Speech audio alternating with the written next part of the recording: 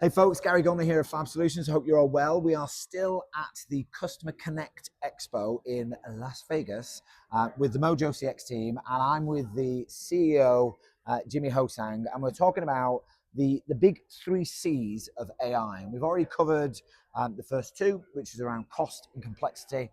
This final session is about tackling the competitor landscape and helping people find the right AI partner. So if you can't do it in-house, and you can't do it on your own, you need to get some help. So this session is all about how you find the right partner, how we cut through some of the noise because it's becoming a very crowded market. We're going to talk about how you can avoid buying the hype and purchasing the reality, because we know that there's a lot of people that say they can do stuff, but can they really do it? That's another key point that we want to be touching on. And then the final one is how you can make smarter buying decisions. So I'm here with Jimmy Hosang. And my question, Jimmy, is how do we help customers find the right AI partner? What's your advice for people looking for an AI partner? I think, first of all, I think it's a very confusing and competitive landscape, and people's attention, buyers' attention, brands' attention is being dragged into a million different directions. That creates like a lot of overload. There's a lot of cognitive overload. There's a lot of stress. I'm speaking and hearing from a lot of people who are like stressed about what decisions they've made, having to make like these big decisions, big strategic decisions in many cases. So, first of all, if I was putting on my old like consultancy hat, you need a partner who's going to first of all help you identify what the benefits cases are for your business. Someone who knows contact centers, not somebody. Don't get a tech vendor to come and tell you what to tell you what it is. Don't get a CRM vendor or a WFM. You'll end up at a CRM. Yeah, the answer will be. the answer is CRM. But what's the question again? I don't remember the question anymore. So you need somebody who's like imbued with contact centers, who understands the full range of different ways in which efficiencies can be gained and value can be gained from a contact center. And then you need to almost do like a bit of a health check or heat map on like where would you first start. That's what I would do. And then once you've then got a good feel for that, then you can start thinking about, well, what different types of solutions fit different types of problems. Okay. And if you were thinking about like how you kind of cut through some of that noise and help people see the reality of a solution versus what people claim is in that solution, what are your top tips for that? Because I know that you've done a lot of demos in the past, and I know you've showcased your products in a certain way. What are you showcasing that perhaps people are telling you that they've got, but they ain't really got? I think so. Just I'll unpack a couple of things here. So our real-time app, like the architecture of the real-time app and things like that. What we have uncovered is, for people who don't know, we've got desktop capture capability that's been developed by the team. We did it specifically because call recorders stopped us accessing the audio, and they basically stopped you from accessing the data. So it's to help us to liberate the data, but also to help liberate the data. Vive la data. When you're spending an absolute fortune on a call recorder, then they make you pay 150 grand just to access it. Yeah, it's ridiculous. So we built the desktop app, and what we've seen from the testing the market POCs and the people that we rolled out to is just the speed to deployment and the efficiency of returning results. So we've seen other people in the market, and don't want to name names, but they say that they've got real time, but it takes 4 seconds for a response to come back from the AI to what the customer's question is. Well, that's not real time. 4 seconds. If we stop for 4 seconds now while we're recording. That's quite long. It's quite long. It's quite a long time. It's an uncomfortable amount of time, especially when it's so close to you. Not talking. Look into my eyes. So I think like for me personally, like it's the speed of the deployment. We've done some demos recently, and people have gone. We've seen we've seen this capability be demoed by all of the big players. We don't believe that this is accurate because it's returning the results so quickly. So this isn't just about like Mojo; it's about general type of stuff. But we think the speed that matters. Being able to deploy super quick. So we take 2 to 4 weeks to deploy. I want to get that to 2 to 4 hours. So we've got like instant deployment, and then the speed at which it returns the results. Those are the two things that I think are our USPs. And if you could offer any advice to someone that's looking for a solution that will help them make smarter buying decisions, what are some of your tips for them to think about in that decision-making process? So I'm going to go to my favorite place.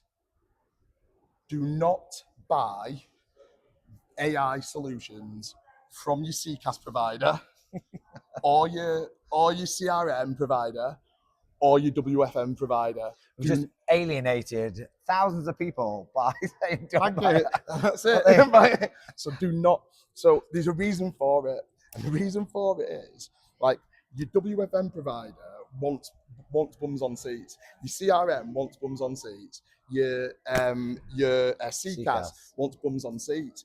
What you want to do is, and they've had protection in the past because once you've got 1,000, 2,000, 3,000 agents on the platform, it's like a pain to actually move them. But what you want to do is you want to redress that balance. So like we'll just talk about Mojo, but I'll mention a couple of other people. Like with us, you don't need to do that. So let's say you put all of your knowledge base, all your agent assist, all your scripting, all your auto coaching into your CCaaS platform. Say you then want to move from that CCaaS platform to another one. All of the intelligence is in that CCaaS, so you can't move it. Whereas if you partner with an AI specialist company that provides you with an abstraction layer, you've then got more power to go to your WFM provider. Now I'm going to switch, and it's not going to affect me because this will just Mojo. In this example, will just plug in, or you can go to your CCaaS provider. I don't need you. You're plumbing.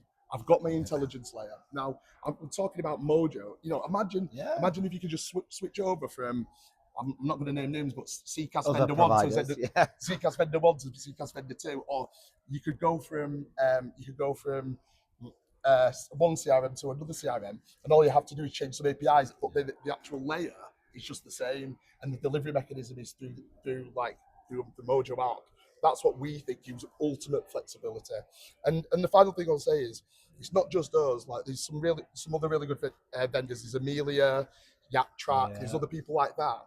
And I think those types of companies that mean you're not beholden to the bigger CCaaS, CRM, WFM providers. I think those are the people that you should be speaking more to. But to play devil's advocate, there we go. And there's a lot of people that have got a CCaaS solution and a CRM solution and a WFM solution.